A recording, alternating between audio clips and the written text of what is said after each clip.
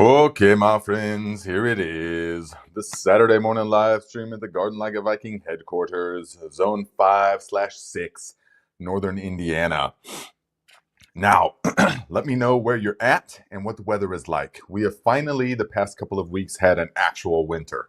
So it's going to be pretty chilly here in the next couple days. A high of 4 degrees and a low of negative something. So it's going to be pretty brisk. But guess what? We're still doing the sauna. We're still doing the ice bath every day. Yes, I had to put lots of sea salt into the ice bath to keep it from freezing solid. And then I go out there with a sledgehammer and bust it up, and we get in. I'm still doing classes, and it's awesome. The colder it is, the better. That wood-fired sauna is amazing too. So guys, yeah, let me know how the sound is sounding. Here's the sound check. Wheatgrass. What I say. So, yes, guys. Now I put seed starting in the title, okay? But you already know what I'm going to say about seed starting. But we do need to start thinking about it, though. We're not starting anything yet, but we need to be thinking about it. Now, in some zones, okay, in those totally crazy zones like Texas and stuff like that, can be in the coast and all that, that's different. Now, the fundamentals will still be the same. Remember, it doesn't matter what zone you're in, none of that matters if you're in the tropics or in Alaska or whatever. The fundamentals are all the same. Timing and the timing will be different. That's the main thing. But there will be and some slightly different practices, things like that. But mostly it's all just timing. But the fundamentals remain the same. Okay? Thank you, guys. Big West, what's up, my friend? Says wheatgrass. Yes, Pam from South Africa says wheatgrass. Jay Dixon, what's up, my friend? Brian Eri, Donald Hughes. Alexander says -1 in Serbia. -1 Celsius. So that's actually not very cold. That's like, what, 30 degrees Fahrenheit? That's not bad. It was like 33 yesterday, and it felt like a heat wave. I mean, it was nice. I got outside and took the Christmas lights down, and yeah, they're going to go up November 1st next year. Yeah. Let's see here. Jason, I know wheatgrass is sweetgrass. That is for sure, guys. We've been loving the wheatgrass. Okay, so check it out. All right. We've been loving the wheatgrass. Now, look, this part was in shade. This part was in a little bit of shade, a little bit underneath a shelf. So you can see how it's grown not quite as vigorously. But this wheatgrass, guys, is super delicious. Sweetgrass, yeah? And we're using a nutrient solution. We're actually, we're growing this time. And because if you guys know wheatgrass, and now is the time to grow microgreens and wheatgrass, okay? So if you know wheatgrass, then you know that it is notorious for mold issues, for getting mold on it. Very difficult to control the mold, and because you eat the wheatgrass raw, it's you don't want that mold in there, okay? And so what I found after visiting with Beth, of course, and checking out her setup, and then also with experimenting myself over the years, now I've got it so that I'm using these real thin trays, okay? And we're using super thin trays, and we're just using not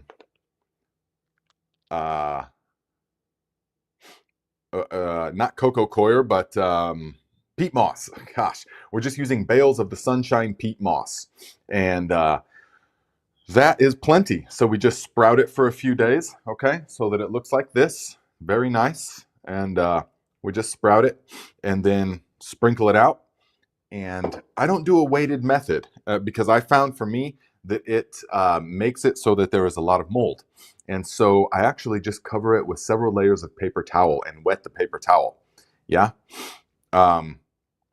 And so it grows really well. Now I've got like 6 of these going. So you get them in succession so that you juice a whole tray at once, and it makes a really powerful juice, guys. The most powerful of all the juices by far. Okay. if you haven't tried wheatgrass, you should try it. All right. But you have to understand its enzyme content is orders of magnitude greater than other juices. It's incredible. Okay. So there is research, there's studies saying that 1 ounce of properly grown wheatgrass can have as much living enzymes and antioxidants as 2 pounds of fresh vegetables. Yes. So, and I believe this because if any of you guys have tried wheatgrass, oh my goodness. So let's see here. There is someone said, okay, Pilar says, I've tried so hard to like it. It's just way too sweet, makes me nauseous. It can be. It definitely can be. But if you can stomach it, you have to learn to stomach it. Add some lime. Add a half of a lime into the juice. Add some ginger into there. Add some green apples into there. Also, one way that I like to do it, do you guys remember snake bites? Like back in the day when you were young and stuff, where you put like salt here and like that. This, I kind of do it like this. So we'll take the wheatgrass, put a bunch of cinnamon, put a little pile of cinnamon right there. Take the wheatgrass and then lick the cinnamon off your hand, and it totally takes it away. It like neutralizes that almost nauseous kind of sweetness. It's pretty impressive. So, that's what lime and cayenne and ginger. Yes, thank you. Yes, definitely. I know, Meyer lemons, it's unbelievably impressive. The nutrient ratio of wheatgrass, that's why it's so well worth it. You can feel it when you take it. It's just it's unlike any other juice. So I can't recommend it highly enough. And now we have no mold because we've got these small trays here, these real shallow trays. We're using just straight peat moss, and we are not overwatering it. Okay, we're not overwatering it. Let's see if they've got, and we're bottom watering only, of course. See if they got roots. Ooh, yeah, look, that nice little blanket of roots down there. They're looking pretty good. So this thing, and they compost really well. So the peat moss takes a while to break down, but it'll just add bulk to your compost.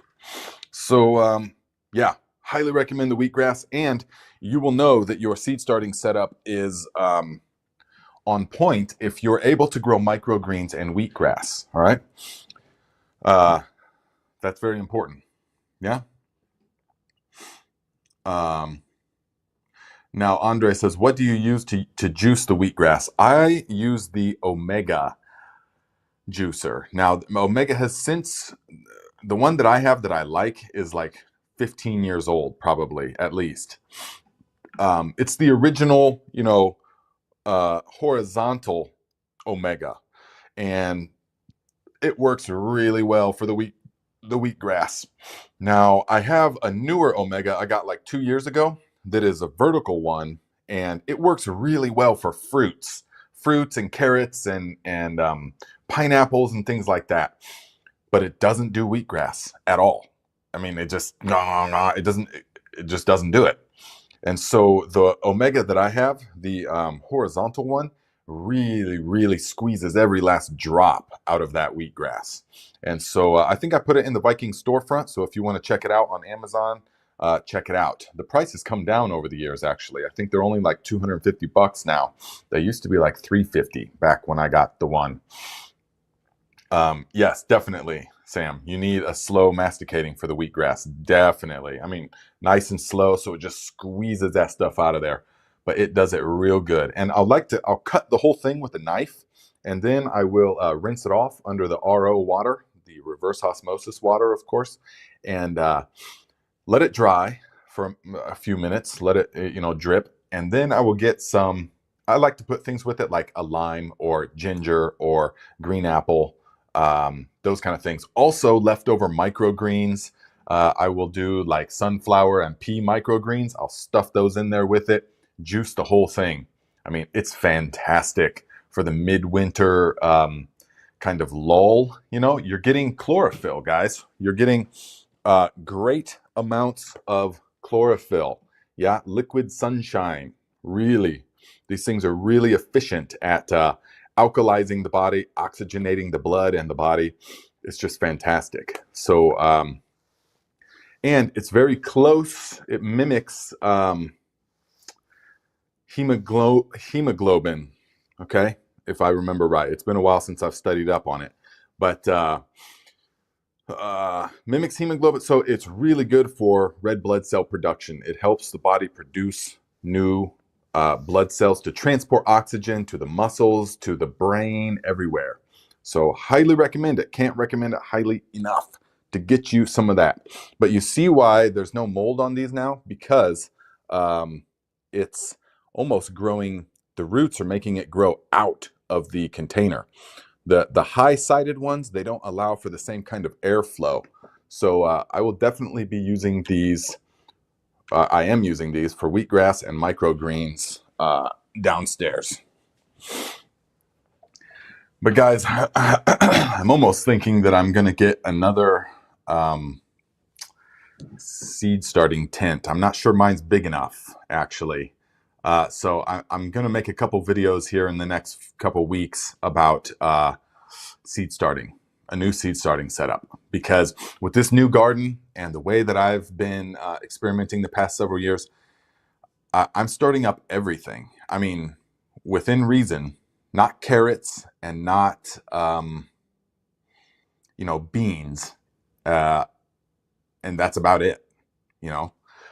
That's about all that I'll not be starting up indoors. So I'm talking beets, all the flowers, all the marigolds, all the coxcombs, all the zinnias, all of the sunflowers, all that stuff I'm starting up.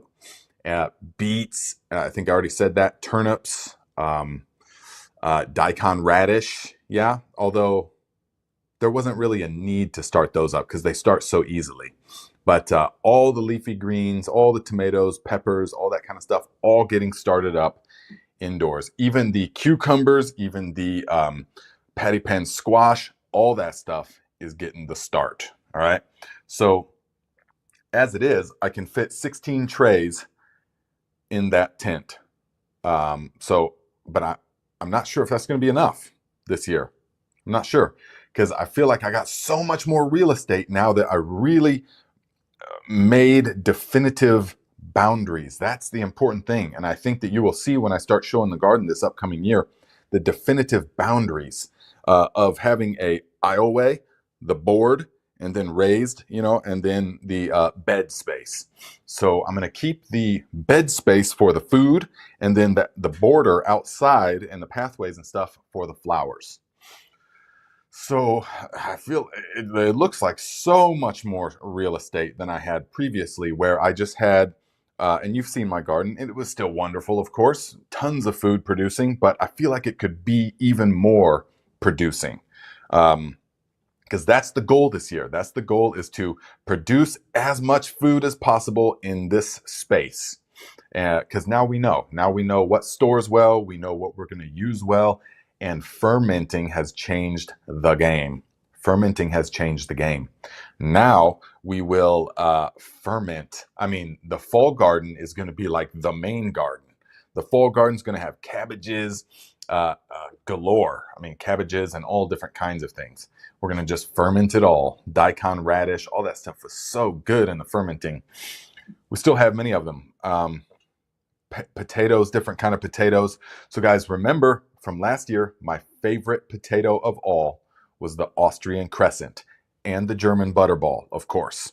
Now, I had great trouble growing the German butterball last year because, and this is part of what led me into redoing the whole garden, was because it was 4 or maybe 5 years in a row now, I was growing potatoes in those grow bags, those the contractor grow bags, in the same soil and with the same compost and stuff, just adding things into it.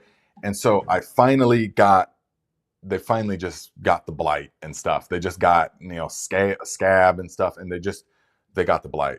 And so they didn't do very well. Although I still got a decent enough harvest of German butterballs to eat, they went away so fast. So my favorite potato of all is the German butterball. Yeah. And so I'm going to give it one more try, of course.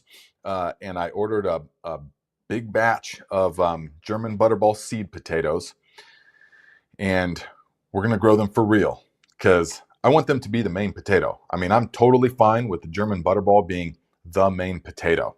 Okay. Now Beck says, Nate, where'd you get your potato seed from? There's several places actually. So the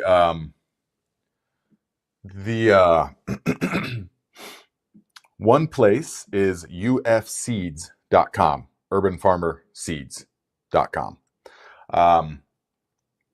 They're an Indianapolis-based company, just outside of Indianapolis. So I like to support them as much as possible. They do have really good stuff. That's where I get the garlic from and things like that. So ufseeds.com, they're a really good one. I never got potatoes from like Baker Creek or any place like that, because UF Seeds is a pretty good economical amount. However, listen, they don't have the Austrian crescents. The Austrian crescent is a little bit hard to find. So unfortunately, I had to get from Haas. Haas too. I don't really like them. It's funny. I don't really like them because I don't really care for the guy's personality on their YouTube channel. I mean, that's how petty it is. But I just don't like his personality at all. And so, but I haven't watched his videos in years. I just remember it from back in the day. I was like, man, this guy just kind of rubs me the wrong way. You know, I don't feel like supporting his business. You know, but that's just from watching, you know, a half dozen of his videos and stuff. And that's just my little prejudice. So I can't say anything negative about the company. So that's the only thing. Now, but they do have Austrian crescents. And so I went ahead and got a bunch of Austrian crescents from them. Okay. So, okay, Teets, I'm glad that you're kind of on it. You know, I mean, he's super condescending to organic gardening and stuff, says it's kind of like a hippie joke, you know, kind of woo woo. And you can't do that here in the South, you know, and all this kind of stuff. And I'm thinking, he's like, you got to use 16 fertilizer. What? No, you don't. Those kind of things, but nothing against him. That's just the way, that's his thing, you know? So they're like industrial ag farmers, basically, you know, they're an extension of industrial ag farming, which is fine for them. But that's why I say, unfortunately, I had to get from them. So I'll leave it at that, but they do have them. And I think I got them from them last year. And so they ship fast. They got a good product. I can say that for sure. It was Mom Computer that found some somewhere last year, but I forget where all that was. That all just gets lost in the mix. So I had to try and find them myself. So, and I do know that the Haas tools, they shipped them to me last year, I think, and they were really good. So I can say that. Yeah, see, everyone's going to be different. Tammy says, I love Haas. So that's great. Yeah. Yes, Mom Computer, where did you find them? Where did you find them? I forget.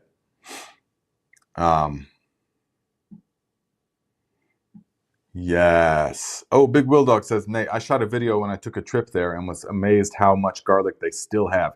You must be talking about Urban Farmer, huh? Man, they have boatloads of garlic. Yeah. To the point where I ordered a bunch of the Turkish Red. I just like the Turkish Red. I mean, last year it was so nice, super pungent, huge bulbs, and easy to peel. Those are all check off highly for me. Ease of peeling and size of the bulbs are pretty much, well, and pungency, so I guess everything. But definitely ease of peeling is very important. How many of you love peeling garlic? I'll wait. Yeah, nobody. So let's see here. Ooh, Pam says, Nate, I can't wait to watch your new videos on fermented vegetables. I've never done it. Yes, it's going to be amazing. Now that is going to have to be on the new channel though, which will be, guys, I think I'm trying to look to the future, and it's like, I feel like with the performance of this channel, I'm going to have to do a cook like a Viking and eventually a homestead like a Viking, you know, because I think, I mean, channels that switch, I just don't even know yet. But, you know, because the homesteading thing, once I start getting chickens into the mix and different homesteading stuff, you know, pond management and stuff, people aren't going to be, that's like out of the tiny, tiny, tiny little niche that YouTube wants to back you into, you know? So I don't know. I don't know. Just look into the future, but definitely the fermenting and the cooking and stuff, I think it's just a different thing. It's a different channel. So I will be definitely doing that. Yeah.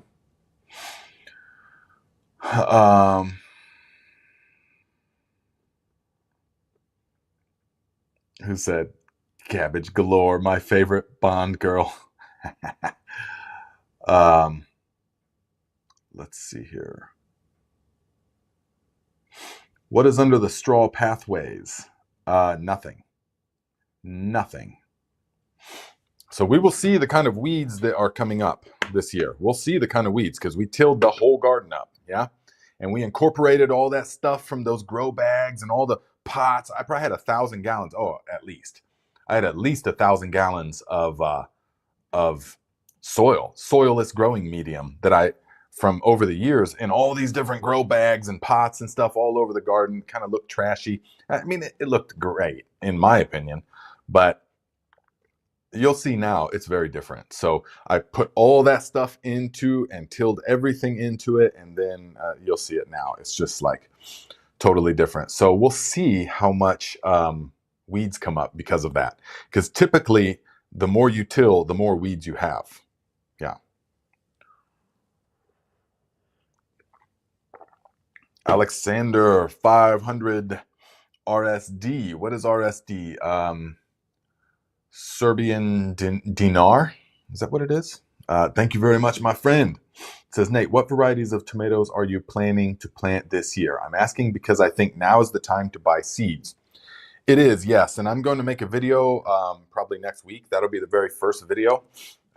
What seeds I'm buying this year, or what seeds I'm doing this year. Yeah. You're not late by any means to buying seeds, but I know gardeners want to get a jump on it. So, although I don't know about Serbia, I don't know your timing for that, but varieties of tomatoes. So this year I am simplifying it. Okay.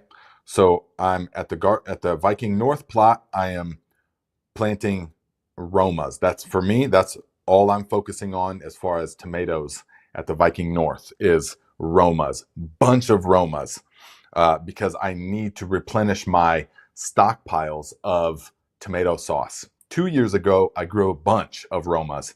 And then last year, because of a bunch of catastrophes and stuff, didn't get any.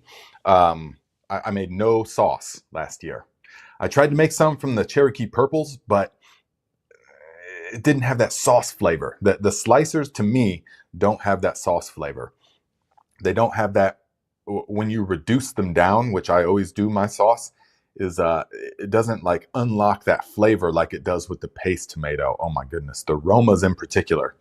You should have seen my brother's garden. It was insane. He had one Roma plant, and I'd have to ask him, probably 150, easily 150 tomatoes off that. And these are not grape tomatoes. I'm talking good size Romas.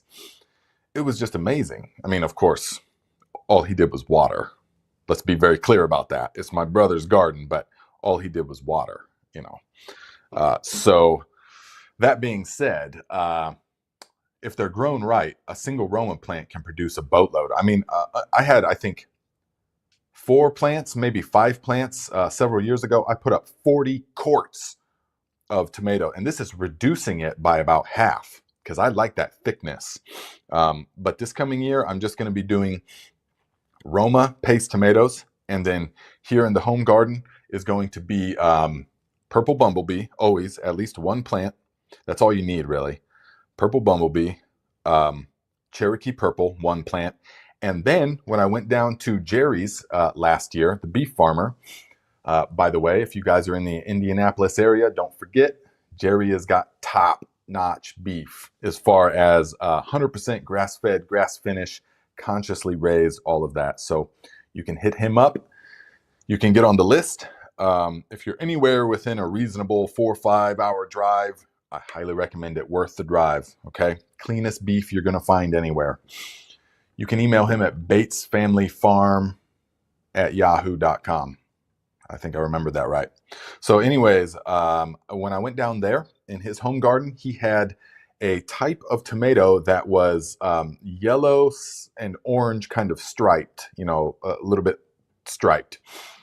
And they were huge. And I remember eating those things, and they were so meaty. Me and Camille, we were down there, and Jerry and also his wife was, we just, for lunch, we just sliced them in half, salt and pepper. And they were so meaty and so just good tasting. They weren't like it's hard to describe. It's not like a Cherokee Purple where it's like super unique tasting. They were just good old-fashioned tomato taste. And so that variety is called Hillbilly. Okay, I just gave up the secret right there. That variety is called Hillbilly. And I had to search to find their seed as well. I think I found that from Annie's Heirloom Seeds. So I had to buy seeds from like 6 different places because nobody had everything. And so that's what you want to grow, or that's what I'm growing. And then that's it. That's it. So here in the home garden, I'm probably going to grow about 3, maybe 4 tomato plants. Those will all be slicers or the Cherokee or the purple bumblebee. And then a bunch of Romas at the Viking North garden for paste. I need to put up a lot of tomato paste this year. Yeah. So there we go. Oh yeah, Meyer Lemon says, Nate, I'm growing hillbilly toms too. Nice, nice. Yeah, so we'll see if they're, you know, so much of people's opinion and memories about tomatoes or anything really, but like tomatoes in particular, are the exact setting that they ate the tomato in, the exact time of year that they ate it, their exact state of mind or their physiological condition as they came to it, meaning were they really thirsty and they didn't realize it, or were they hungry, or were they tired, you know, all these different kind of things. Who were they with, you know, what was their day like and stuff like that. So all that stuff can be linked to the flavor. And so someone's like, oh, but this is the best tomato I've ever had. And then they'll grow it and then they'll be like, huh, well, that's not really how I remember it. Huh. When it's all those other factors. That's the part of the fun, or the part of the uniqueness of growing your own stuff, is that it's never really totally the same.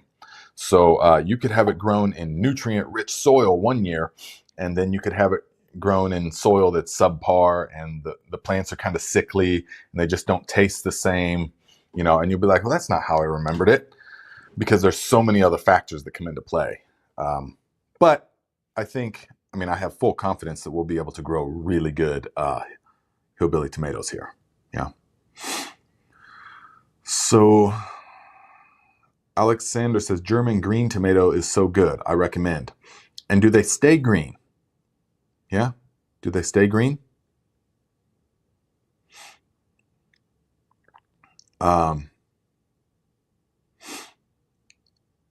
Let's see. Megan McGuire says, YouTube is demonetizing Grow Your Greens channel because of dangerous content, according to YouTube. I recommend he contact you for advice. Dangerous content. You know, it's probably because he does cannabis content. You know, that's probably has to do with it. And he visits farms and stuff that may or may not be on the up and up. You know what I mean? That may or may not be in a particular tax bracket, that kind of thing. So that would be my guess. Yeah, you know. And once you get to a certain size, they want to demonetize you, of course. But I mean, if he contacts me, that'd be great. But I don't have any advice because my channel is not performing. I mean, just horribly. So, I mean, couldn't be worse, really. So I don't have any advice for that. I'm just got to keep on doing what I'm doing. Yeah, Serena Norell says Amish paste tomato is a good sauce tomato too. Baker Creek sells it. I think MI Gardener does, but I'm not sure. Yeah, pretty much everyone that sells tomatoes will sell Amish paste. Now, Amish paste, don't get me wrong, is a very good one as well. That probably, I mean, that's definitely in the running. The thing about the Amish paste tomato is that it is such a weak plant. Always across, and I've grown them many different garden locations over several years, uh, and every time they catch the blight, they are the just the sickliest of all of the tomato plants. But even then, they still produce pretty decent. And when they do produce good, it's like aroma except thicker and meatier. I mean, big, and they're really good. They really are. But I'm just over them sickly plants, you know. I mean, no matter what you do, really. So it's the Romas are resistant to all of that. Romas have produced by far the most consistently for me. They just keep producing, and I'll just have boatloads of the sauce tomato. And if you're the kind that likes to reduce your sauce, meaning cook it, then that's one that really totally transforms once it's been reduced and cooked and concentrated. That's that classic flavor by far. I can't wait. Yeah. Yeah. Grow Your Greens is one of the OGs in the game. I mean, he's been doing it a long time for sure. But you know, there's several kinds of channels, you know, like Grow Your Greens is the kind, he's got like 1 million something subscribers, but yet his videos get like 6,000 views, you know, like very, very little, you know, as far as a percentage of total subscriber count. And so subscriber count doesn't really matter at all. It doesn't mean anything as far as getting paid, you know, which it's a profession now, of course. So the only thing that matters is watch time. That's it. The amount of time that is spent watching your videos. Obviously views will increase that, but even just a short click, that's a view, but the watch time is all that matters. And so with those kind of numbers, he's not doing much. I mean, I know that because you have to really make money. You have to be like hammering out content that's getting tens of thousands of views like right away, you know? So yeah, it's you know, one guy whose videos are just absolutely crushing it. He found he found the method. I don't know what he found, but he's is Millennial Gardener. I mean, he just crushing it. Every video's 290,000 views, and he just released it a couple days ago. You know, and it's just, I mean, it's for a particular clientele, I guess. I mean, I don't know what it's but he found whatever he's doing is just unbelievably working, you know. So that's kind of so Grow Your Greens, yeah. So they're not promoting him. That's the thing. YouTube's not promoting him anymore. You only succeed if YouTube algorithm promotes you. That's it. It doesn't matter how good your content is. Nothing matters unless YouTube is promoting you. The algorithm. If they're promoting you, it doesn't matter if you've got like okay videos and stuff. Doesn't matter. Boom, you blow up because YouTube's promoting you for whatever reason. So it's a unique profession, guys, because in most professions, you could go to your higher up and you could say, "Hey, boss, so I want to do really good at this. Okay, you know, I mean, I want to be the best at what I'm doing. So what do I have to do in order to be the best?" And they would tell you, you know, that they would be able to say, "Okay, great, I like your attitude. So you need to do this. You need to make these kind of numbers. You need to do this kind of these tasks, this, and that's what we want." And so you have like a plan of how to do better. But YouTube is totally, they're just like, just guess. You just have to guess. And you can spend hours and hours and hours making content, and then you guessed wrong, and we're just going to bury it, and you're never just going to get a couple thousand views, and that's it. Even though you thought it was a masterpiece of a video, spent a lot of time doesn't matter. You just have to guess, so it's really can be frustrating sometimes in that respect, because it's like, what am I supposed to do? Okay, make engaging content. Okay, and that's it. Anyways, so there's the rant. Teach Treats says, Nate, you still on the Shiima? Oh, absolutely. Yeah. And in fact, I think last year I was talking a little bit about how I felt like the Shiima went bitter at the end of the season. I was like, yeah, I don't know what it is. I forgot that I actually planted tatsoi in that location. I planted lots of Shiima and ate it, but I planted tatsoi, which is a parent of the Shiima. So there's the komatsuna and the tatsoi had a baby named Shiima. And Shiima is the best part of both of its parents. And so very cold hardy, very heat tolerant, and tastes basically identical to spinach, except it doesn't bolt nearly as easily as spinach does. So definitely I will be growing Shiima. Except the big difference is that this year I'm not going to go crazy on the greens early in the season. The mustard greens, the komatsuna, the Shiima, all that stuff goes to bolt. It just bolts so quickly. And so I'm just not going to do that to myself again and use up that much garden real estate. So I'm going to know, of course, like I kind of tell myself this every year and I never do it, but to save those more towards the end, start from seed. The fall garden has started from seed the first week of July to be planted out into the garden the first week of August. Yeah. And then they ripen and get sweeter as the days get cooler. Yeah. So, AK Froggy, that's a good question. Any idea what happened to Ice Age Farmer? One day he just utterly disappeared. Yeah, because YouTube demonetized him. And he said, you know what? I'm just not going to do it. It's not good. I'm not going to do that for YouTube anymore. And he's got his own brand, his own thing, I haven't looked into it in a while, but Ice Age Farmer, that's right. I haven't heard from him in years. Several years now, but he was great. Ice Age, I forgot all about that. Yeah.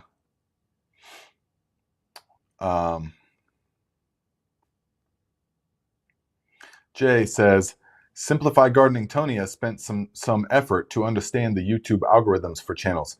Yes.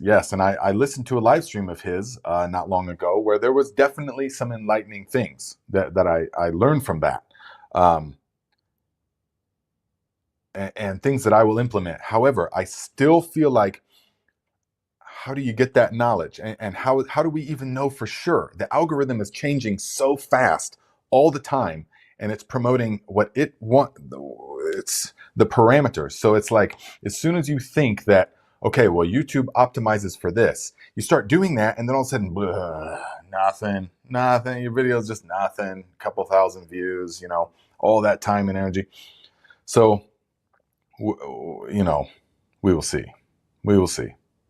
I've gotten a little bit jaded about it, as you can tell, but that's why I like this winter time of not making content, because it's like when the plants die at the end of the season, die back, and then they gather their energy over the winter and then sprout fresh in the springtime.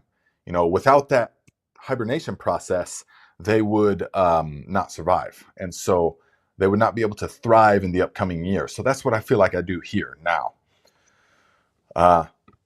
There was a study. I remember this study. I remember hearing about it. I don't know the specifics on it, but they took in California. They took these a couple of redwood trees that were several hundred years old, and they somehow they injected into them, or it uptook through the roots. I forget exactly how it happened. The experiment, a substance that kept the tree from going dormant, that kept the tree from hibernating. Okay, so it had to stay in its growing phase all year, and it was only within a year or two that the tree died. Several hundred years old. Now, we could say, was this because of the chemical it injected or what? But I would think, and I feel that it's because it didn't get that hibernation time. It needs that in order to regather its energies. You can't just be 100% growing all the time. Nothing is doing that. Even plants in the tropic don't do it like that.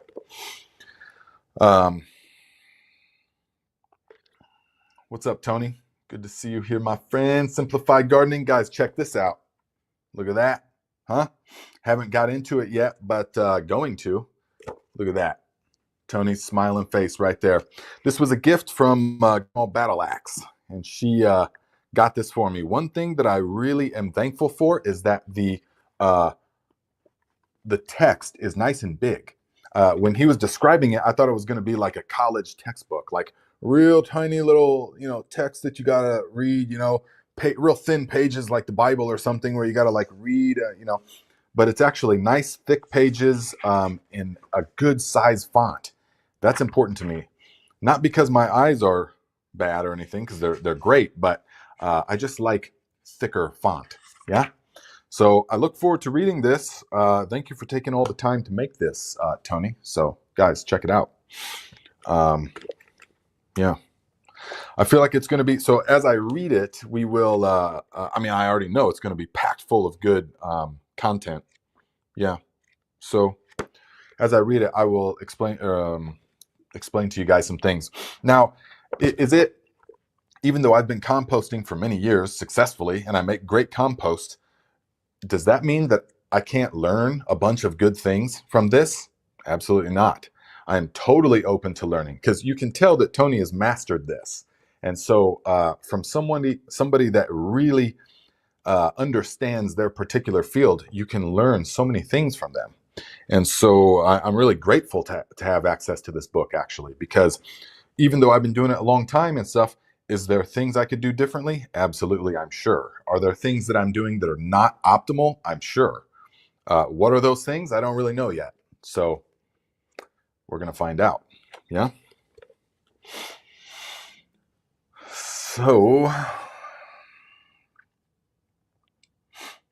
yes, okay. Thanks, Tony. Says, look forward to seeing what you think. Yeah, it's going to be cool. I mean, right away, feed the soil, not the plants. I mean, right away. That's my philosophy. I say all the time. So I'm loving it. I'm loving it. I can tell that this gets in depth, definitely. So yeah, I understand what you mean. This is not a beginner's book, but yeah, who knows? Maybe we will be able to make a beginner's composting class and reference this. Yeah. So we'll see. Yeah, guys, hit the like button. Don't forget to hit the like button, please. We'll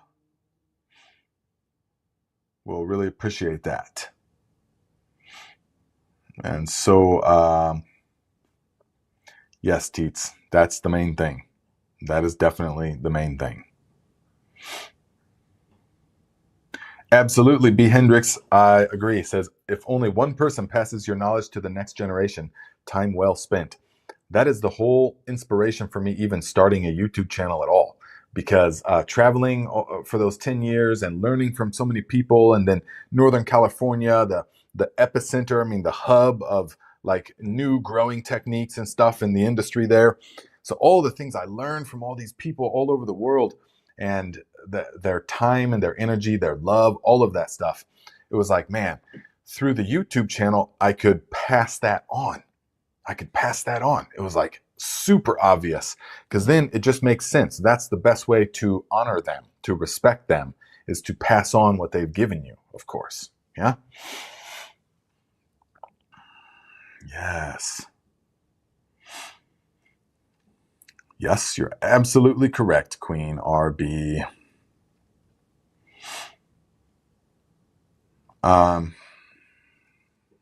Ooh, yeah, Myers Lemon says, I just don't have enough shady areas. I guess I'm getting my arugula, which I'm addicted to, from farmers markets. You can do shade cloth. Also, guess what I'm doing? Arugula microgreens, okay? Arugula microgreens, which are amazing, super good. We're making microgreen salads all the time. We're also making sprout salads. This is a zesty sprouting mix. So guys, sprouts and microgreens for the wintertime garden. See this one just getting started. And so wintertime indoors, sprouts and microgreens, we're having fresh salads every day. It's wonderful from the sprouts and the microgreens, okay?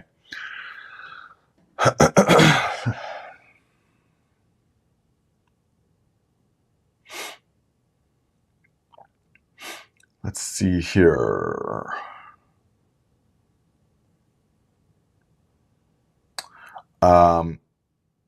Let's see. I can't understand. So Serena says at Tony, any idea on germination rates and MPK requirements? That depends on what type of gardening you're doing. That depends on what you're going for. Now, for me, I'm going to say use a well-balanced organic solution all the way across. That we're not going to even really worry about NP and K. That's my philosophy. That I don't really divide that up. That's the school I came from in Northern California, all about NP and K and adjusting all of that stuff. But if you're chemical farming, that's super important. But if you're not chemical farming, then that's much less important in my experience. And so there's things that you can do that are a little more in, nitrogen dominant, such as the fish fertilizers or some of the grass fertilizers, things like that. But then there's, but still, even then, it's balanced.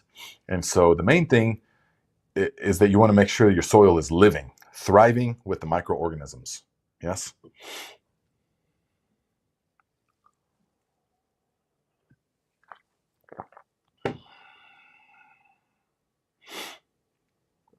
So, Midwest Gatherer says, I won't be able to stay for the whole stream, but I'll definitely be back later to soak in all the knowledge. Thanks for all the quality information, Nate and Roll Tribe. Yes, you are very welcome, my friend. For a second, I thought that was Midwest Gardener, or MI Gardener for some reason.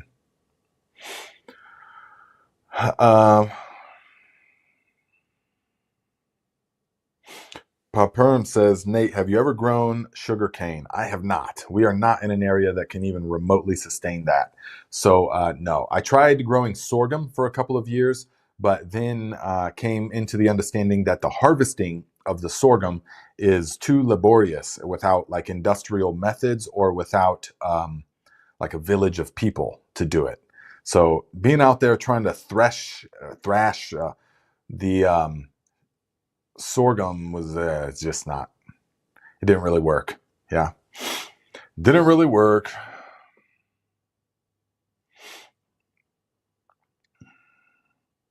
Let's see here. Dizzy Wiggle says, hey Viking, just wanted to say I've been working the last 30 hours to get my final research paper done for graduation. I've been rewatching all of your tutorials during breaks to keep my sanity. Nice. Glad we can be there at that time for you. Good luck on your final research paper and your graduation. Best of luck, my friend. Yes. Yes, thank you. Let's see here.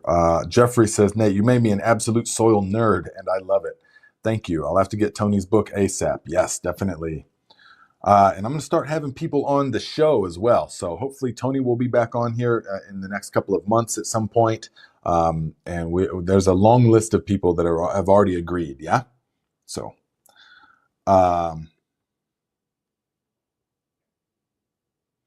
let's see. Sister G says, NorCal did a big change from buying soil mixes every year to no-till. They probably had to because you can't be when it was good and stuff was really paying well, then money was not an issue. It didn't matter what the expense was. Just get it. Just pallets, triaxle loads, dump trucks of soilless growing medium, soil mixes, and amendments, dump trucks, thousands of dollars, doesn't matter. Just bring it in. Literally in the springtime, you would see just on the 101, you would see so many semi trucks of soil. So when the bottom fell out of everything, it's no surprise that they're probably moving to no-till. That's why I discovered J-Dom and K&F in the first place anyways, because it was like, look, we can't be spending $50,000 on nutrients anymore because there's no money in it. And so all of that, you know, what is it? Necessity is the mother of invention, right? Something like that. People will not change unless they're inspired to change. And I would also say unless they're forced to change.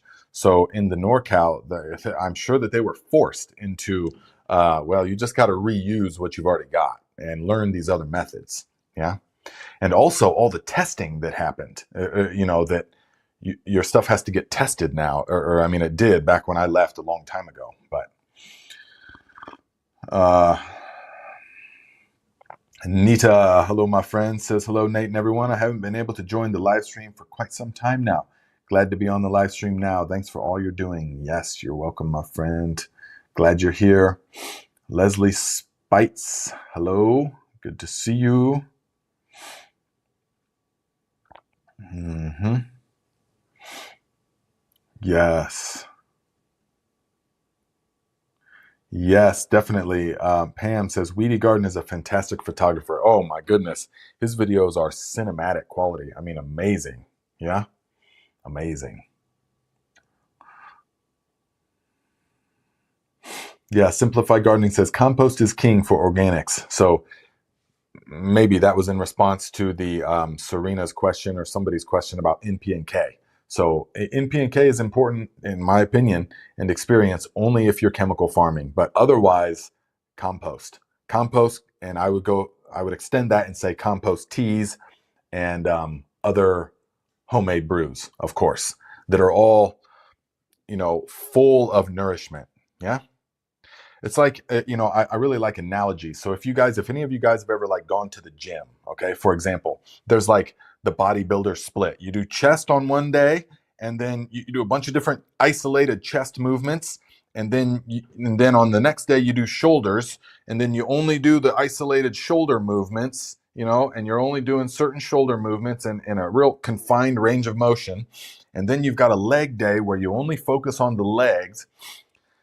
You're splitting the body up into all these different parts. Yeah. And this is like bodybuilding type. And it leads to a lopsided physique, and it will make you prone to all kinds of injuries when you're separating parts of the body like that. Over time, it will be your downfall. And I know this because I used to be really big into that in my early years, but until I started getting injured all the time because my physique was so lopsided. I had no core. So as opposed to what I do now is kettlebell training, just kettlebell and body weights. And kettlebell treats the whole body as a unified whole. You never break apart shoulders or legs or any of that. It's every move is full body all the time. And every workout is total body. And it's all using the whole body, not just one isolated body part. The movements are all about using the whole body. And it solidifies the body in a way that is just strong. The core gets really strong, and it translates into real life where you can actually move stuff, you can move soil, you can shovel all day, you can do whatever you need to do because you've got that core usable strength. Now,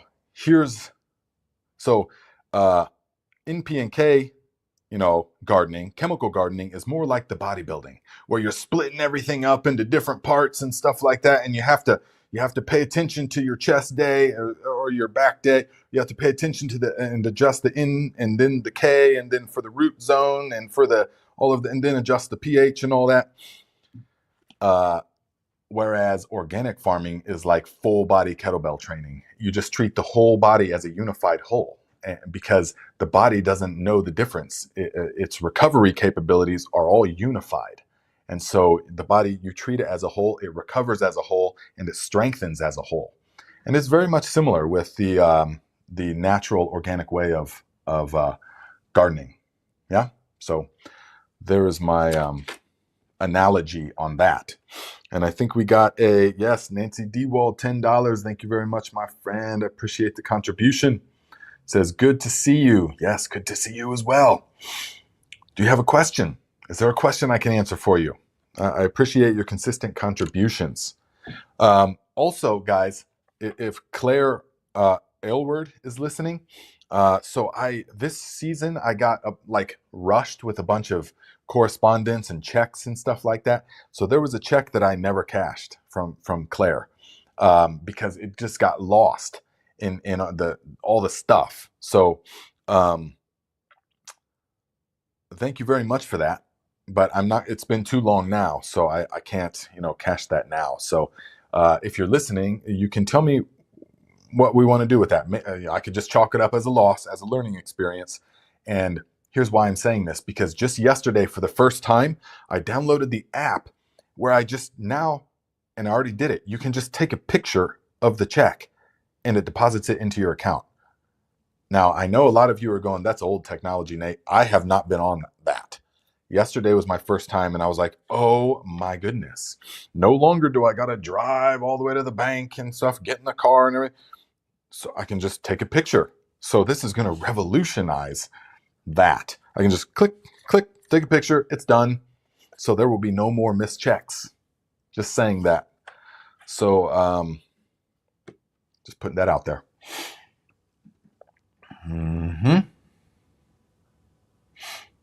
Adam says, hello, my name is Adam, and I live up north on the eastern coast. And I am wondering what would be the best time to start seeds for herbal cultivation. Well, what type of herbs? That really matters a lot. But generally speaking, you can go get your last frost date, the date of the last frost, and move back 8 weeks. Generally, nothing needs started before that, generally. Herbs and things. If there is onions or ginger or sweet potatoes, that stuff can be started, or turmeric, that stuff can be started much earlier. Yeah, but it depends. So that's a very broad question. But if it's like mint and sage and thyme and rosemary, 8, 10 weeks maybe, but only if you've got a good seed starting setup. Yeah, that's important. Yeah. In-game money says, first time chatter. I recently made labs after watching your video. My plants responded dramatically and are super happy. Thanks for what you do. You are very welcome, my friend. And definitely that is probably because the labs go in and they fix the soil. They unlock nutrients. So a lot of times the nutrients will be locked up, especially if we've had practices that are less than ideal as far as the microorganisms go. So when we add the labs, it reinvigorates things and helps to digest and unlock the nutrients that are there already. Yeah. So, yes. Brian says, got my new sprout lids in the mail today and they are one piece. Very happy. Yes. And that is actually a big difference. See, these are 2 pieces, and that's just the way they used to be. I didn't really like them that much, but now that the 1 piece, that's obviously the only way to do it because you don't have to lose the other thing. So the 1 piece is the way to go. And that's what they are now. So I think that in the Viking storefront, you will see the links to that stuff. Yeah.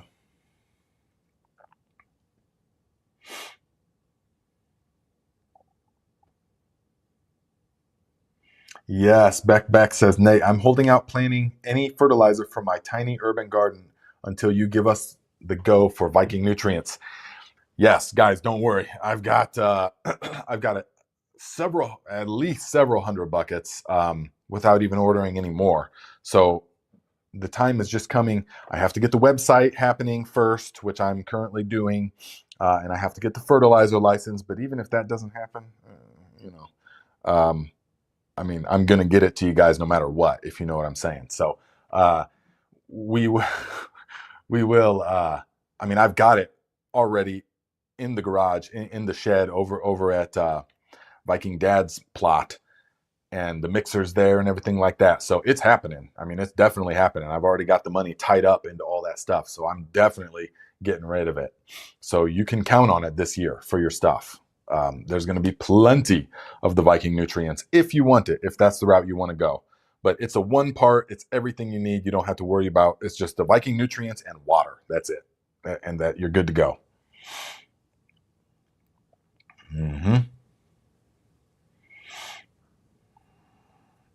You know, Andre, so if you watched our interview with Tony, he said that the way that he does it is to actually put it all into a container. And it doesn't matter if it goes anaerobic because it will turn, the microbes will process it. If I'm remembering our conversation right, Tony, that you can just store it all in a big container until the time comes when you have enough to make a pile. And then the microbes are going to process it, and it doesn't matter if it goes anaerobic. This is all according to Tony. And so, according to my memory of our conversation with Tony.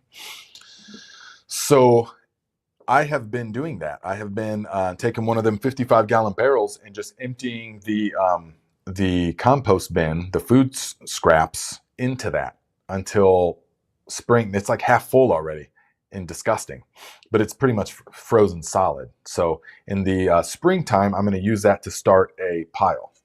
Is that right, Tony? Is that what you recommend? Is that what we heard on the thing?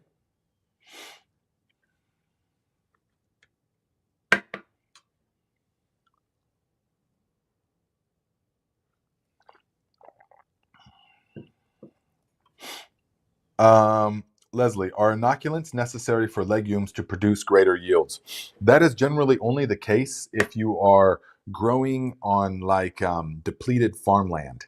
That's typically what inoculants are for.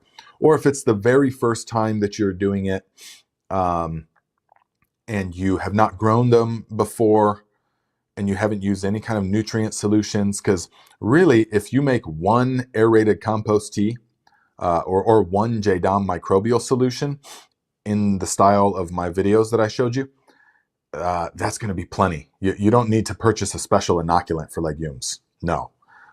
You make one microbial inoculant of the several types I have, either the compost tea, the aerated compost tea, or the JDOM microbial solution. You will have all the microorganisms that you need. Yeah.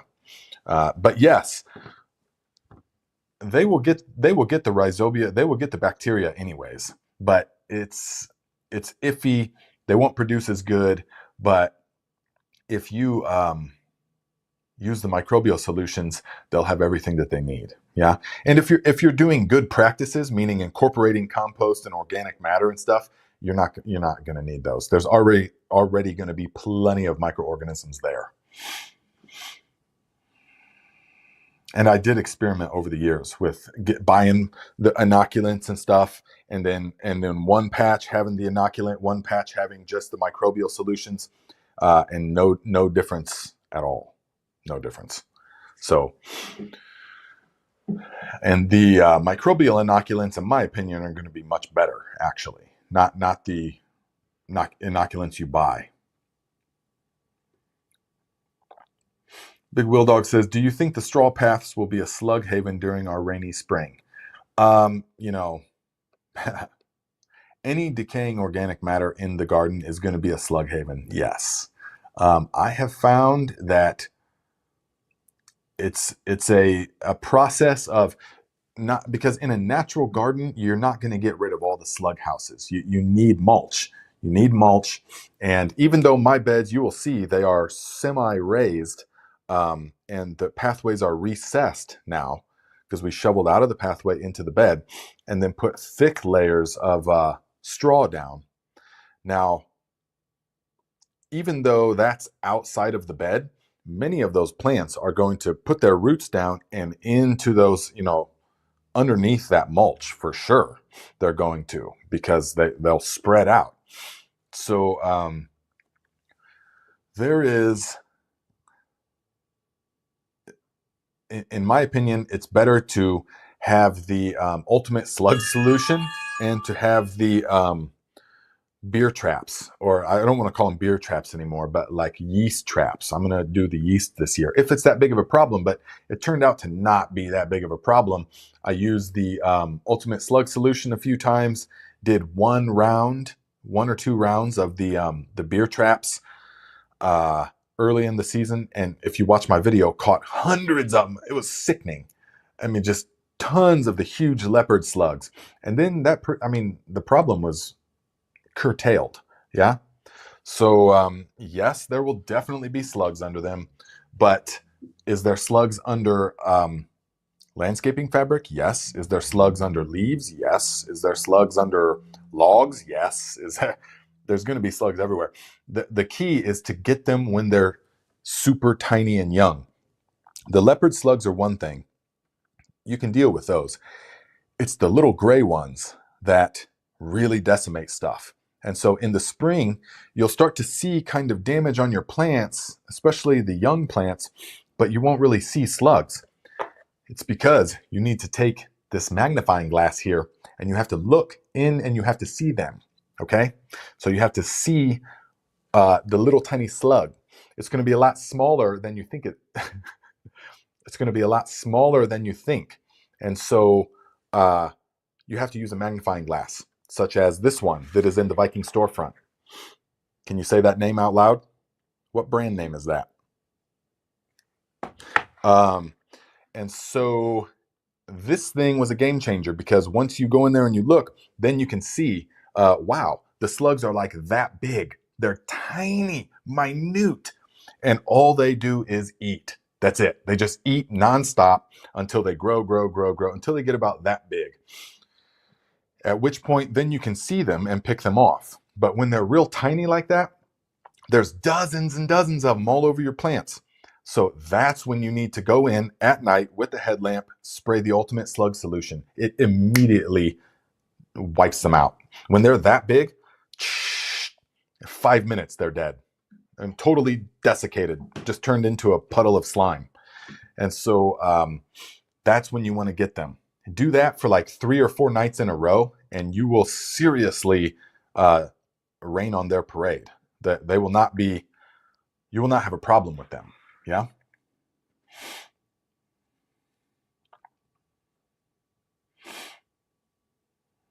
Mm-hmm.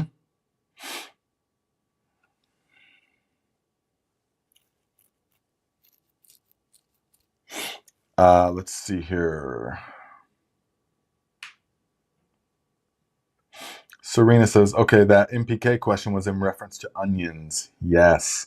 For me, I have had the best result doing something higher in nitrogen, because you want the most foliage growth possible, because they will, if you're planting long days, they will put out all of their vegetative growth as the days are getting longer. Then when the summer solstice hits and the days stall out and then they begin getting shorter, the plant switches from vegetative growth to bulbing, and it bulbs really fast at that point, only 4 weeks or so until it's ready to harvest. So you want as much foliage growth as you can get by the time the solstice hits, because that is the solar panels that will enable them to bulb up thicker and faster and more effectively. So because the bulb is actually not, I could be mistaken this, but based upon my best memory, the onion bulb is not, it's considered the foliage still. It's not like a true bulb or root.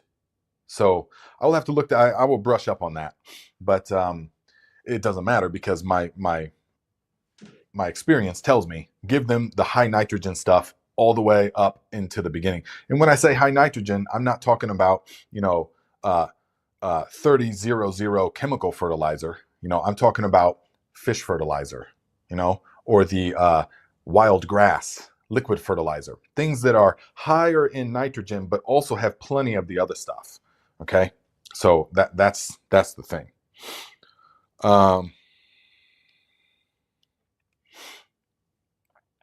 So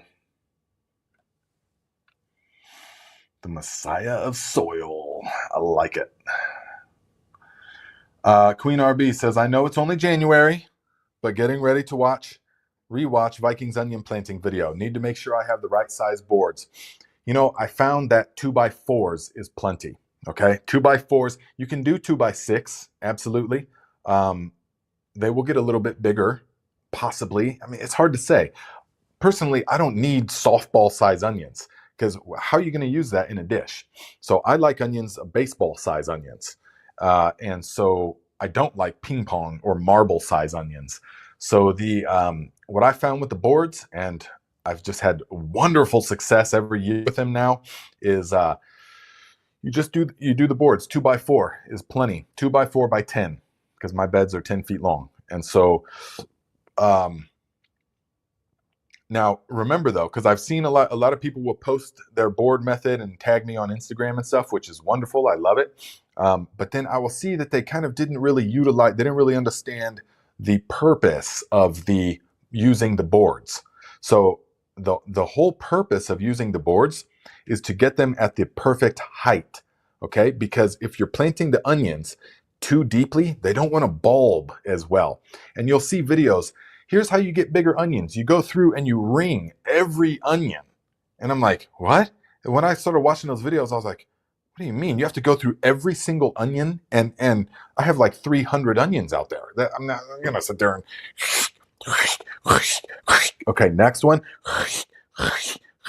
Okay, 298 to go. That's not what I'm about. So I had to come up with a different method. So if you grow them on top of the soil, basically, then there's no need. I never ring them whatsoever. So the advantage of using the board is that you lay. Oh, look at that! Is that you lay the boards on top of the soil, directly on top of the soil. Okay, and then you put just an inch space or so, maybe a 2-inch spacing, and then you just rough up that a little bit with a stick, and then you just lay the onion slips in there. Okay, about this far apart. You just lay the onion slips in there. You're not burying anything. And then you take the compost, pure compost, and just shake it into the little trough that's created by the board. Then you give it about 3 weeks, 3 to 4 weeks, until the onions have taken hold and they really perk back up and they start growing new foliage. Then you will notice, once you can't really see the boards anymore, then you will gently pull the boards off, okay? And replace immediately at the same time with a mulch, like grass clippings. That's my favorite for onions, grass clippings, not straw, not leaf. Chopped up leaves can also work, definitely. But grass clippings is the best. Put it nice and thick, right where that board was. Then you will see that when you are watering now, overhead watering, everywhere you pulled that board off, that the onion is actually setting perfectly at ground level. That's the key, is that the onion is now setting perfectly at ground level. And so it's not buried. You don't have to ring it. You don't have to do anything. You just water, and those ridges that was formed by the boards, it just kind of disintegrates. And so you're left with the onions. Watch my video. You're left with the onions just perfectly sitting on top of the soil. Well, all 300 of them.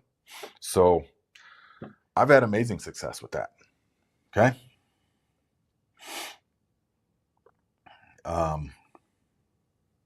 So there we go. Yeah. Oh man, Sister G, where at in NorCal are you roughly? I'm sure so many, I mean, so many of the growers had to leave, of course.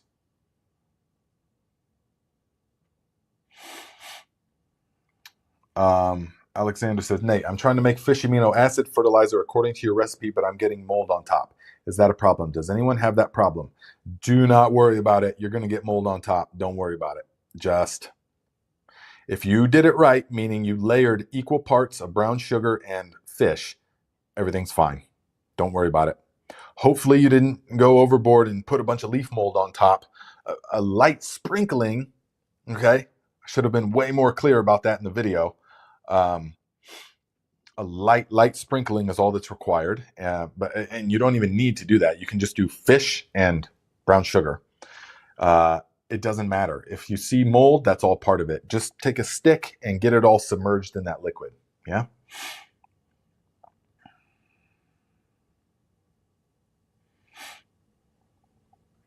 Big Will Dog, that is a skill you have to develop, my man, big time. Says if Tony, if only I could be as clear and thoughtful as you are in the book and your videos, it would help my recording. That is the biggest. That's the biggest thing, is knowing how to keep it concise, knowing what not to say, what is really necessary to say, and what is not. You know. That because so many, especially gardeners, just want to go on and on and on and on about things that aren't as relevant to the point. You know, stay focused to the point. Okay, what's the point? What am I trying to teach them? If I was the viewer, what am I going to gain at the end of this video? Okay, just a few bullet points. You can make another video about something else instead of trying to make videos about so many different things. Just one little thing. That's what I found is best.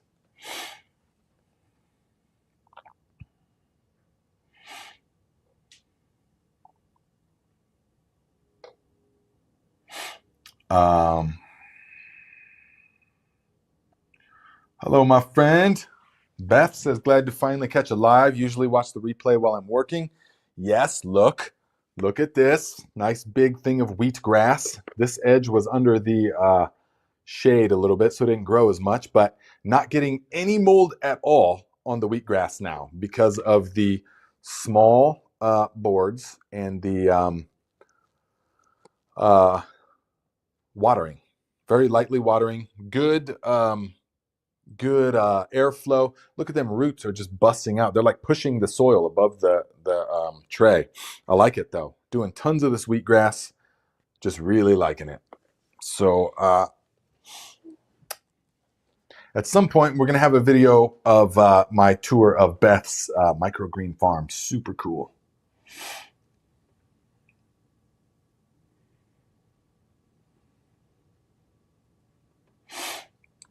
Beth says, Nate, did you ever mess around with the winter sowing in milk jugs? What is your opinion on that? I did. For several years before I had a seed starting setup and I had no money at all, I did do it that way. And it works. It works better for some crops than others. It works real good for like cold hardy stuff, cabbages, kale, collard greens, things like that. For your heat loving things, it only gives you a week or so. I mean, I had fails doing the heat loving stuff because it would trick it into believing that it's warmer than it is, but then the night we'd have a rogue night that would drop below freezing and kill them. So winter sowing in milk jugs works pretty good. The advantages are this. One, it is free, basically free. Just the milk jugs, you know, or water jugs or whatever. That's its number one plus, is that it's virtually no cost. Its second plus is that the plants are already hardened off. They're already acclimatized. So it makes so that you can pretty much just break it and plant immediately. It makes it very easy to do that. They suffer almost no transplant shock. So those are the two pluses in my mind and experience. Disadvantages are that you don't really gain but a couple weeks, a week or two, and you can't really grow it up like you can indoors. So you'll see my starts are nice and grown. I mean, they're like already enough where they could defend themselves. You know, in the milk jugs, you're barely getting past the cotyledon stage. I mean, you're barely getting their first set of leaves and stuff before the whole thing's just crowded out. So it's you can't grow them up nearly as good, and your heat loving stuff, you're going to have fails at some point. Yeah. Or you're just going to, they're only going to sprout like a few days or a week before they would just naturally sitting outside, you know? So, cause yeah, people get volunteer tomatoes, you know, every year. Yes, they get volunteer tomatoes because the seed will just sit there until the condition is right. But the volunteer tomatoes, you're not getting tomatoes till like September. You know, if you want tomatoes during the summer, then you got to start them, you know, 8 weeks before your last frost, get them right in the garden so they're nice and grown up, and it saves you like 2 months, you know. So is it possible to just have volunteer tomatoes? Yes. You'll have much fewer and way later in the season.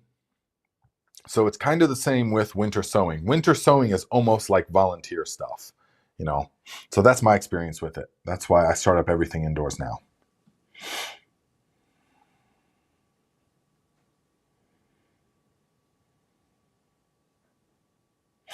Whoa, 40. Whoa, VA Green says, I put 44 pounds of azomite to a 100-gallon pot.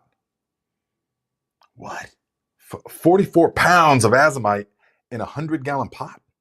That's quite a bit. That's a whole bag of azomite in one little pot.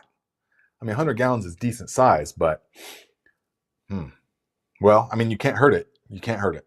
Azomite is a wonderful thing. Yeah. You know what you're doing.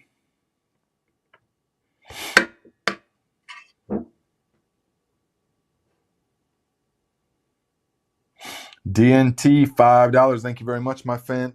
Says, tending the composting worms and listening to the Viking. Great start to the weekend. And when you starting your onions?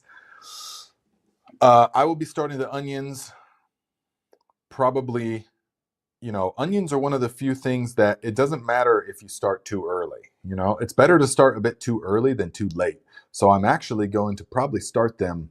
I want to start them a little earlier even this year. So I'm going to start them probably like the first week of February. That's super early. So all of February, all of March, and then to, I can't say exactly without looking at my notes and without looking at the videos and stuff, but maybe even like the last week of January, you know, because I plant them into the garden April 20th, or if it's a warm season, the first week of April. You know, we'll see. But because onions can take a hard freeze. I've planted onions out there before, and then it went to like 17 degrees Fahrenheit, and I went out there and was like, oh no, and they were frozen solid, and I tried to bend it, and it just busted right off in my hand. I was like, oh, they're all gone, and every one of them survived. It just warmed. They just thawed out and warmed back up. Every one of them survived.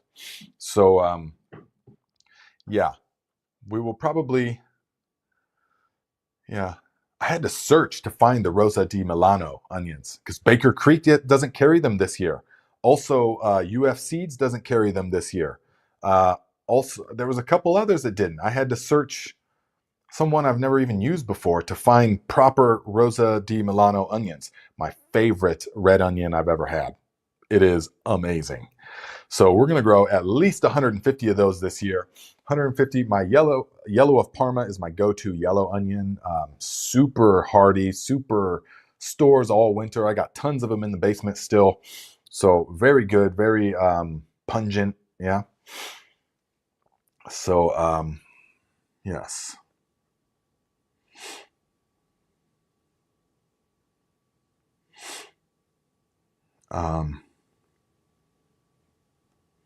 Oh yeah, Sam, I want to see it. So I'm going to be posting my new seed starting setup on Discord. It's out of 2 old pants racks. Nice. Argo Bargle says Viking Nutrients, will local pickup help with shipping costs? Oh yeah, if you're local, you want to pick it up, go ahead. Definitely, yeah. It's I'll have to make sure and stuff how we're gonna do it this year. Last year it was $200 shipped. That includes shipping nationwide in all of the continental U.S. So that pretty much covered it. So it can definitely be, we can take some of that shipping out for sure if you want to pick it up, you know. So because they're all going to be 5-gallon buckets this year. We ran out of 5 gallons so fast last year, and I only had the 3.5 gallons. So they're all 5-gallon buckets this year. They're all going to be the same mix. It's going to be available probably as soon as I can get it, really. As soon as I can get it. It'll probably be the middle of February before like the fertilizer license comes back and the website is ready. I can't be having people just sending me PayPals and stuff again.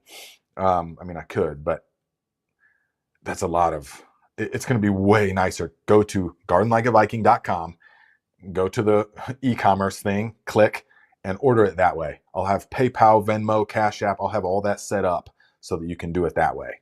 Yeah. And that's going to make it so much easier.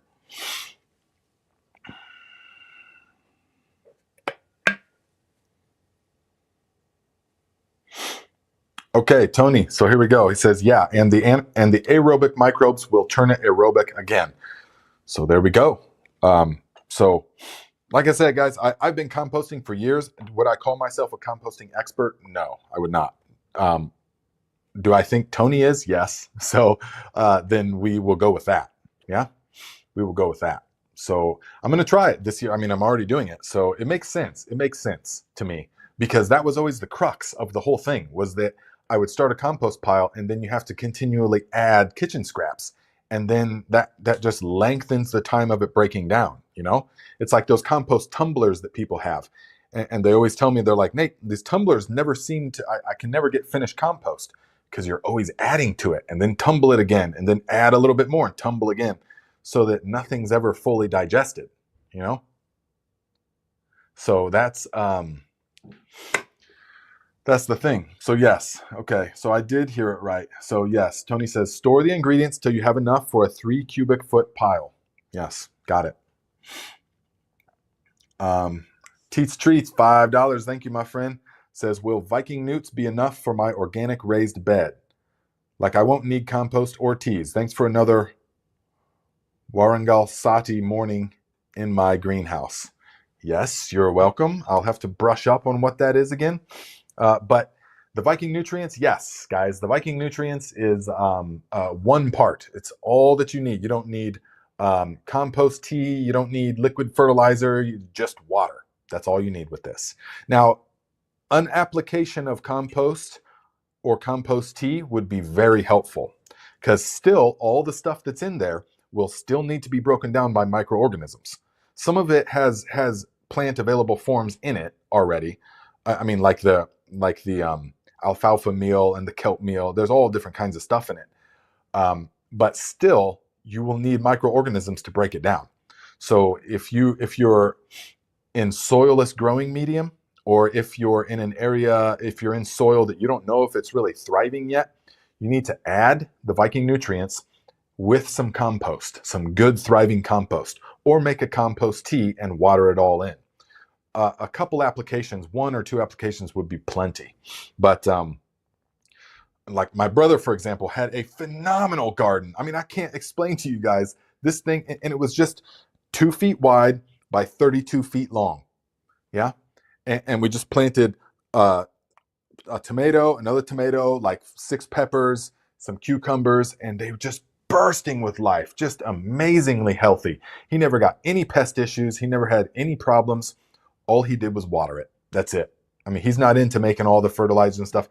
And he lives in like a kind of an upscale, like addition kind of thing.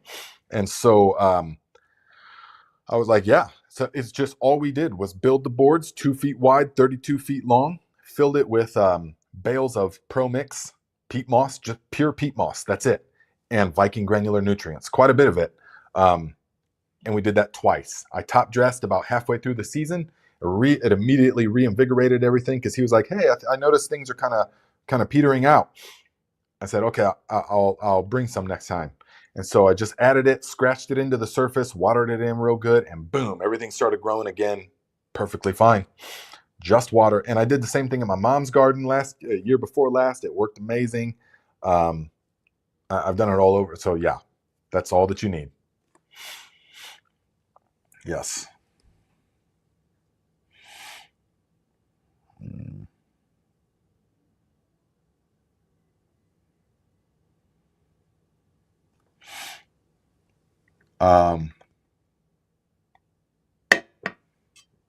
Let's see here.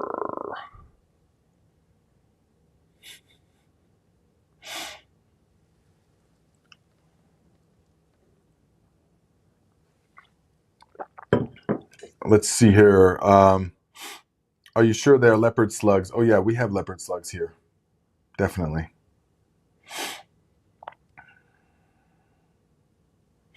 Leopard slugs. Yes, I did have a problem with them. And some people were like, leopard slugs don't eat the flesh or they don't eat the plants, guys. So I had to like kind of, because I heard that from everybody and they were like, in the comments a couple years ago, I made a video and they were like, this is absurd. Leopard slugs don't hurt anything. They eat other slug eggs. And I was like, oh man, oh no. So I took that video down, was like, oh, I'm sorry. I just didn't know. But then over the years, the past several years, I've really researched that, meaning in the field researched, not what I read on the internet or listened to somebody's YouTube comment. And I can tell you unequivocally, without any doubt, that they decimate the plants. I mean, I have footage of them crawling all over the plants, huge gaping holes in the leaves. So yes, they absolutely 100% destroy the plants just as much as the gray slugs. But there is so many more of the gray slugs. So if you can get them early enough with the leopard slugs, don't really, the ultimate slug solution, it just deters the leopard slugs. They're too big. The beer traps is what gets those.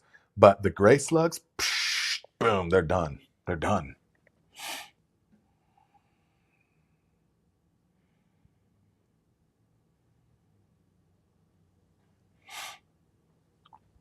Yes, St. Max Media says, came late today. I need the list of seeds to buy. Some places are running out. Help, Nate.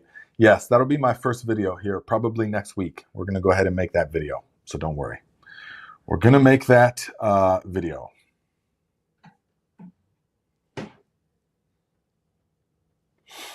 Yes. Okay, see here, I didn't see this comment. See, and that's what I was told, and that's what I was told, but that's not my experience. That's just not my experience here in this garden, is that they absolutely, for sure, eat the growing leaves. Although, yes, I do see them in the aisleways eating, other stuff as well.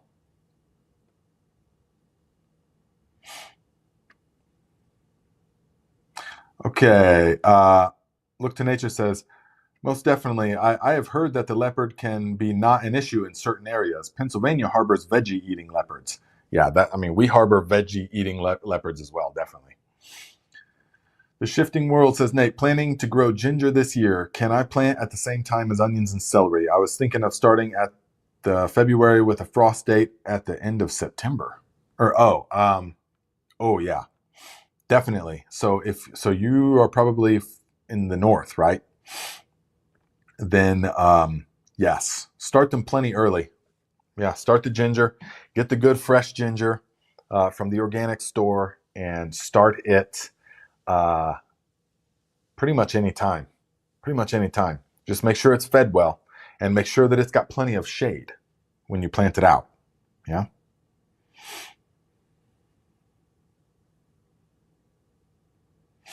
Yeah, simplified gardening, I think that's probably the issue. Maybe we have different leopard slugs. I'm sure. There's got to be so many different kinds of slugs. So people are just calling them leopard slugs. Maybe they're not exactly the specific spotted leopard slug, yada, yada. But I'm sure that's your experience, what you're saying.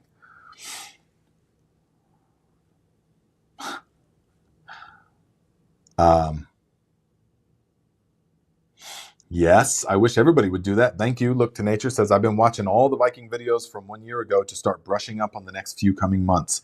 Yes, definitely. Study the onion one for sure.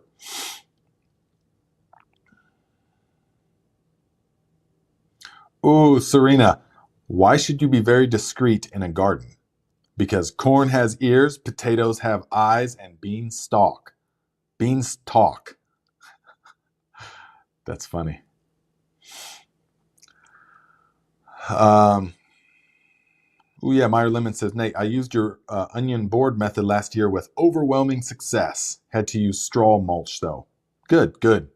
Not a problem.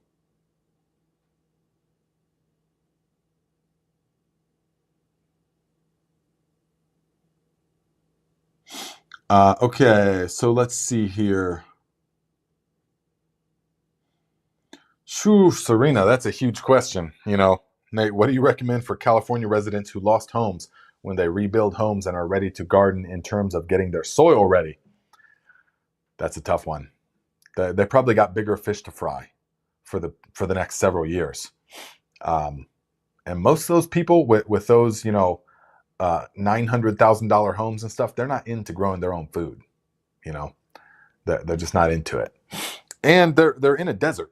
We have to keep that in mind as well. I mean, how many things are supposed to really be growing there? Um, okay, guys. So, let's see. Serene, what are you talking about? Eggshells. Eggshells. Let's see. Serena. Oh my goodness. I knew I was going to see this question. Serena says, Nate, have you ever started seeds in eggshells? What are your thoughts on that? Why? Why would you do that? And the eggshells are, I mean, that's cool if you want to have like a cute little Pinterest party, you know, where you're like, where it's all cute and stuff. That's fine, you know, if you want to take your social media pictures and stuff. But as far as actually growing things, like on a reasonable, like growing your own food in a practical way, eggshells, growing in eggshells is a gimmick. It is an absolute gimmick. I mean, to say that, oh, it's going to nourish the plant with the calcium just shows a lack of understanding of how much. I mean, the calcium, the calcium, it's like essentially stone. I mean, it takes years for that stuff to actually become plant available, and so it's and you already know my rants on all of that stuff about people just crumble eggshells around their tomato plants and put water on it, and they say that their blossom end rot has cured. It's not because of the calcium in the eggshells. It is not. Okay, they take a long time to break down. And so there's zero need whatsoever to put them in eggshells. It's too small of a place as well. I recommend, and you'll see in my upcoming seed starting video, I don't recommend starting seeds in anything smaller than this, honestly, because everybody is always talking to me about, Nate, you know, I've got to up pot my seedlings. I got to up pot. What size pots should I up pot all of my seedlings to? You shouldn't be up potting any of your seedlings. I know, with rare exception. Rare exceptions, yes. But you start them and finish them in this. This is absolutely plenty, okay? So there is no need. Do not think, get your mind out of the habit of thinking that you're going to start seeds in those 200 cell trays, you know, and then up pot to a little bit bigger of a pot, and then you're going to up pot it again, you know. No, way too much work, way too many steps. Those are for commercial growers in a particular, when you see those trays where they're getting 72 or they're getting 200 plugs in one 10 by 20 tray, those are for people that have a specific reason for that, like commercial growers or something. For you guys, all you need is this size or the red solo cup, okay? And you start them in that and they finish in that. They do not, there's no need. See how nice these are? I love these things, man. These are the answer. Over the years, these are the answer. But you start them and end them in here. So there's no eggshell gimmick or anything like that. No. I could go on and on about why, but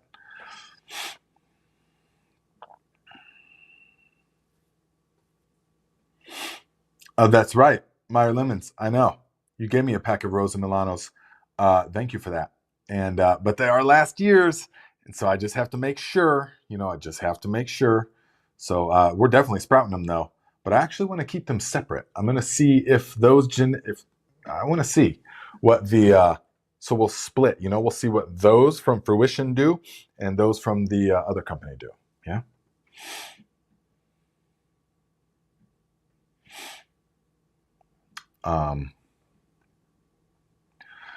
So, okay, guys, let's see here. Let's see, is there anything else? Man, so much good stuff in here. Yes. So much good stuff. I'm going to have to come back and read all that stuff, guys. But thank you very much.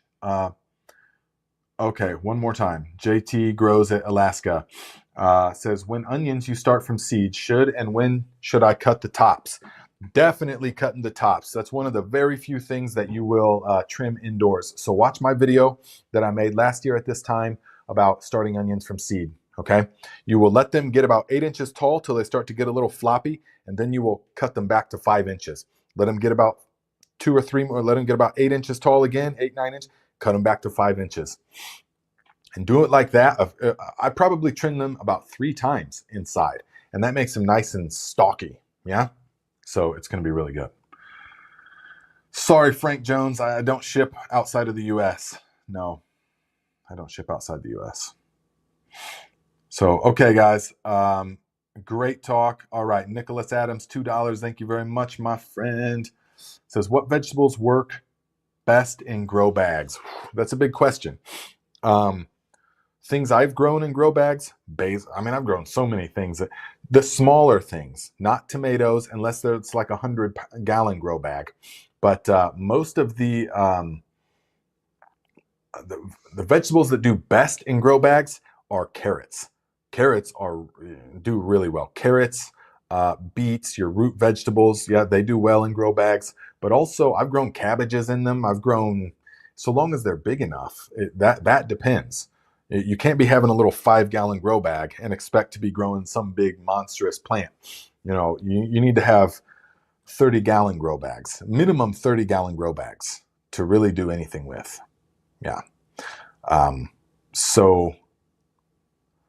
But if there's one vegetable that in particular carrots are good for, or grow bags are good for, it's carrots, because they like that soft, fluffy, friable, loose soil. Yeah. So, okay, guys. Thank you very much for everything. We will see the Thrive Tribe at 10:30 a.m. Eastern Time on the Thrive Like a Viking channel, which is actually Nate Murray channel, my name. Thank you guys for a good time and all kinds of knowledge being shared. So look out for the video. This upcoming week is going to be what seeds have been ordered. If I get the seeds by then, it will be what seeds have been ordered and what we're going to be growing for this upcoming year, and also importantly, what didn't work, what I will not be growing again. Don't even waste your time growing these things. Yeah? Okay. All right, guys. Make sure when you're getting stuff, do all your shopping on Amazon through the Viking storefront. Bookmark the Viking storefront, access Amazon through that, and then purchase in that browsing window. Whatever you purchase, we will get the credit for, okay? So it's an easy way you can help support the channel and help keep good quality content coming in the future, more and more of it, okay? It's very easy to do. So just do all your purchasing through the Viking storefront. Thank you.